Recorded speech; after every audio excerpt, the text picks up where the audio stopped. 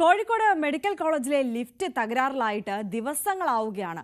വയോധികരായ രോഗികളെ അടക്കം റാമ്പിലൂടെ പ്രയാസപ്പെട്ടാണ് ഒപ്പമുള്ളവർ 5ാം നിലയിലേക്കും മറ്റും എത്തിക്കുന്നത്. വിഷയത്തിൽ പരാതിപ്പെട്ടിട്ടും അധികൃതർ നടപടി സ്വീകരിക്കുന്നില്ലെന്നാണ് രോഗികളുടെയും കൂട്ടിരിപ്പുകാരുടെയും പരാതി. കോഴിക്കോട് മെഡിക്കൽ കോളേജിലെ 5ാം നിലയിലേക്ക് രോഗിയുമായി ഒപ്പമുള്ളവർ പോകുന്ന ദൃശ്യമാണിത്. വീൽചെയറിന്റെ മുമ്പിലും പിമ്പിലുമായി ഓരോരുത്തർ പിടിക്കണം. റാമ്പിൽ നിയന്ത്രണം വിട്ടാലോ കാത്തിരിക്കുന്നത് വലിയ അപകടം. ചികിത്സയ്ക്കെത്തുന്ന രോഗിക്കൊപ്പം 2 പേരില്ലെങ്കിൽ പ്രതിസന്ധിയാണ്. സഹായത്തിന് ആളെ തേടി മുകളിലെത്തുമ്പോഴേക്കും സമയമേറെയെടുക്കും.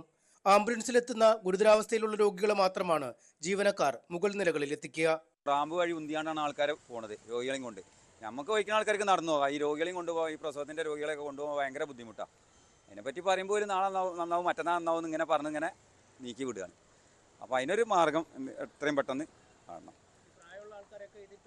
എല്ലാവരും തള്ളിക്കൊണ്ടുപോകും. സ്ട്രെച്ചറിൽ കടത്തിയിട്ട് അങ്ങനെ ഒപ്പമുള്ള ആൾക്കാർ ഉന്തി കൊണ്ടുപോകും. ഓരോ ആൾക്കാരുണ്ടെങ്കിൽ ഓരോ ഉണ്ടാവും. എമർജൻസി കേസ് ആംബുലൻസിൽ വരികയാണെങ്കിൽ ഓല് കൊണ്ടുപോകും, അല്ലെങ്കിൽ നമ്മളെ ആൾക്കാരെ നമ്മൾ കൊണ്ടുപോകണം. അങ്ങനെ ഉന്തി കൊണ്ടുപോകാം. അങ്ങനെയാണ്. ഒരാൾ മുന്നിലേക്ക് വലിക്കുക, ബാക്കിലുള്ള ആൾ തള്ളി കൊടുക്കുക, അങ്ങനെ പോകുന്നത്. ലിഫ്റ്റിന്റെ അടിത്തറയിൽ ഈർപ്പം തങ്ങി നിൽക്കുന്നതിനാലാണ് ലിഫ്റ്റ് പ്രവർത്തിക്കാത്തതെന്ന് അധികൃതർ വിശദീകരിക്കുന്നു. അറ്റകുറ്റപ്പണികൾക്കായി ജീവനക്കാരനെത്താൻ ഇനിയും വൈകും. എപ്പോൾ തകരാർ പരിഹരിക്കുമെന്ന ചോദ്യത്തിന് ഉത്തരവുമില്ല. ന്യൂസ് 18 കോഴിക്കോട്.